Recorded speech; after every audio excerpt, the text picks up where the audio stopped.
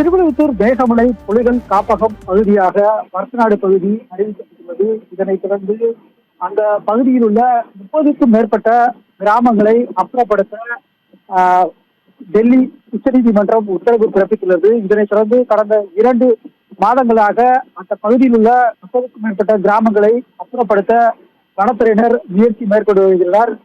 முதற்கட்டமாக மேகமலை பகுதியில் சுமார் 12 ஹோட்டல்கள் மற்றும் ரிசார்ட்டுகளை மூடி அதற்கு சீல் வைத்து அவைகளுக்கு நோட்டீஸ் கொடுக்கப்பட்டுள்ளது. இதனைத் தொடர்ந்து தற்பொழுது வருசநாடு பகுதிகளிலும் உள்ள 30க்கும் மேற்பட்ட கிராமங்களை அப்புறப்படுத்த அங்கு வசிக்கக்கூடிய வீடுகளுக்கு நோட்டீஸ் வழங்கப்பட்டு அவர்களை உடனடியாக அப்புறப்படுத்த வேண்டும் என வனத்துறையினர் தொடர்ந்து நெருக்கடி கொடுத்து வருகின்றனர். இந்த நிலையில் அப்பகுதியில் வசிக்கக்கூடிய பொதுமக்கள் பல்வேறு கட்ட போராட்டங்கள், ஆர்ப்பாட்டங்கள் மற்றும் உண்ணாவிரத போராட்டங்கள் அறிவித்து கடம்பளை மயில ஒன்றியத்தில் இன்று உண்ணாவிரதம் மற்றும் ஆர்ப்பாட்டம் நடத்த அனுமதி கோரியிருந்தனர். கடையடைப்பு போராட்டத்திற்கு அதற்கு போலீசார் அனுமதி மறுத்திருந்தனர். இந்த நிலையில் தற்பொழுது கடம்பளை மயிலம் ஒன்றியத்திற்கு உட்பட்ட சுமார் 30க்கும் மேற்பட்ட கிராமங்களை அப்புறப்படுத்தக்கூடாது எனவும் இதற்கு தமிழக அரசு சார்பில் உரிய மனு தாக்கல் செய்யவும் உச்சநீதிமன்றத்தில் தமிழக அரசின் சார்பில் ஈர்க்கும் வகையில் தற்பொழுது கடம்பளை மயிலை ஒன்றியங்களில் 1000க்கும் மேற்பட்ட கடைகள் மற்றும் ஹோட்டல்கள், வணிக வளாகங்களை